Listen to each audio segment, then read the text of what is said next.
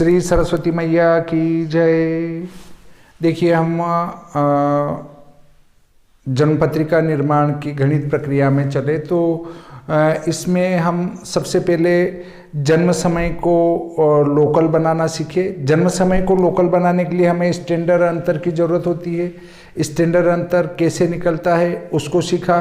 फिर बेलांतर संस्कार, स्टैंडर्ड समय में स्टैंडर्ड अंतर का संस्कार और बेलांतर का संस्कार करके हमने उसको लोकल जन्म समय बना लिया। इसकी हमें केवल जन्म पत्रिका में खाना पूर्ति हेतु ही जरूरत लगती है। वर्तमान समय में, पूर्व समय में इष्ट घटी बनाने में इसका उपयोग होता था, परंतु चूंकि वर्तमान में सूर्योदय सूर्यास्त स्टैंडर्ड टाइम में होते हैं और स्टैंडर्ड टाइम में होते हैं तो जन्म समय को लोकल बनाने की वर्तमान समय में आवश्यकता नहीं लगती है।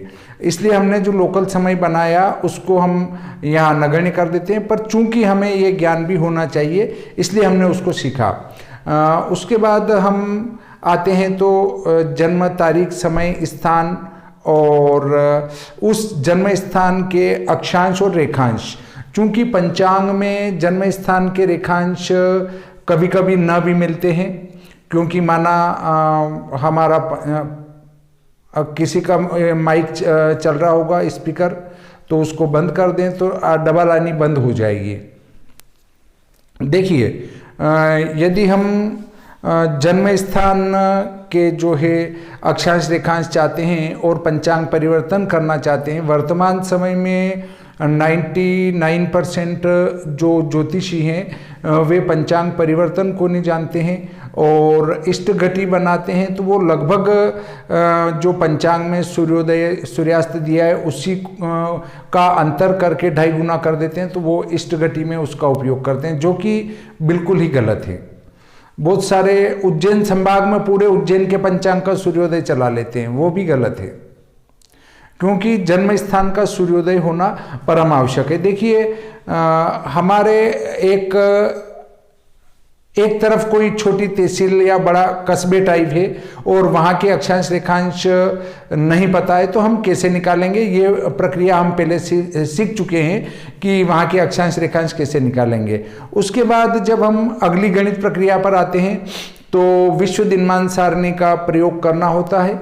विश्व दिनमान सारणी की सहायता से जन्म स्थान के दिनमान, रात्रिमान निकाले जाते हैं, उससे सूर्योदय सूर्यास्त निकाला जाता है। अब हमने पहले रात्रिमान दिनमान निकालने के लिए आवश्यकता लगती है हमें एक तो सूर्य स्पष्ट की। सूर्य स्पष्ट भी प्रातः 6 बजे का होना चाहिए और उस 6 बजे के सूर्य स्पष्ट को सायन बनाना होता है। अब कई बार ये प्रश्न उठते हैं कि आप इनको सायन बना रहे हैं तो क्या इनका सायन ही प्रयोग होगा? नहीं होगा। केवल आपको सूर्योदय निकालना है, सूर्यास्त निकालना है, तो हमारा सूर्य स्पष्ट सायन होना चाहिए। सायन बनाने के लिए अयनांश होना चाहिए। तो अयनांश कैसे निकालेंगे, इस बात को हम विश्व सायन लग्न सारणी में विस्तार से चर्चा कर चुके हैं और हमने कई उदाहरण जो है इस पे किए हैं कि किस प्रकार से अयनांश का साधन होगा। अयनांश निकालकर प्रातः 6 बजे के सूर्य स्पष्ट में अयनांश जोड़ देंगे तो वो सायन हो जाएगा और विश्व दिनमान सारणी से इस के सायन सूर्य के राशि और अंश से ऐसे मिलाएंगे तो मिलाने पर जहां वो मिलते हैं वही दिनमान होगा विश्व दिनमान सारणी में मिलाने पर। परंतु विश्व दिनमान सारणी में मिलाएंगे कहाँ? जो हमारे जन्म स्थान के अक्षांश हैं उन अक्षांशों की सारणी उस पंचांग में मिल जाएगी।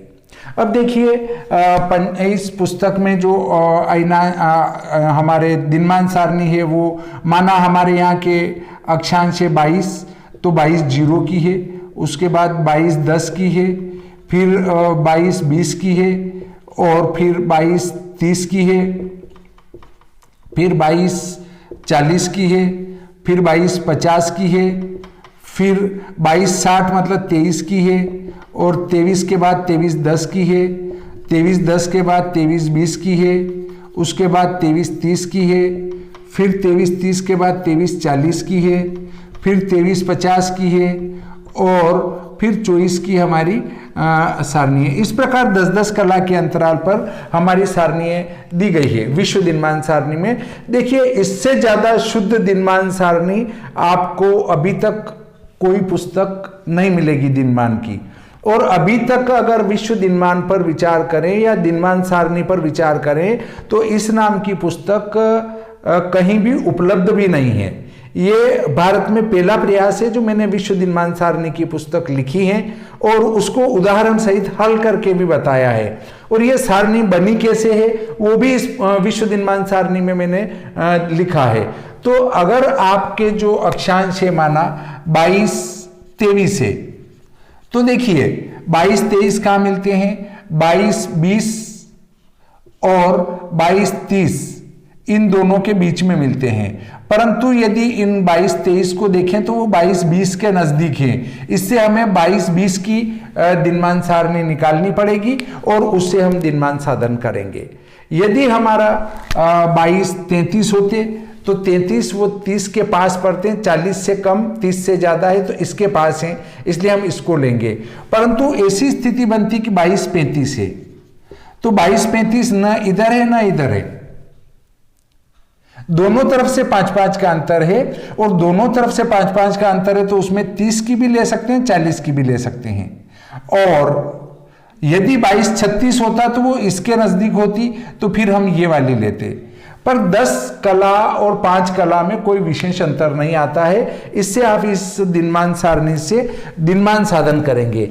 दिनमान साधन करने के बाद उस दिनमान का रात्रिमान बनाएंगे 60 घटी से घटाकर, और 60 घटी से घटाने के बाद जो हमारा रात्रिमान आया उससे हम सीधा लोकल सूर्योदय निकाल लेंगे। उसको 12 में से घटा के जो है हम फिर सूर्यास्त निकाल लेंगे।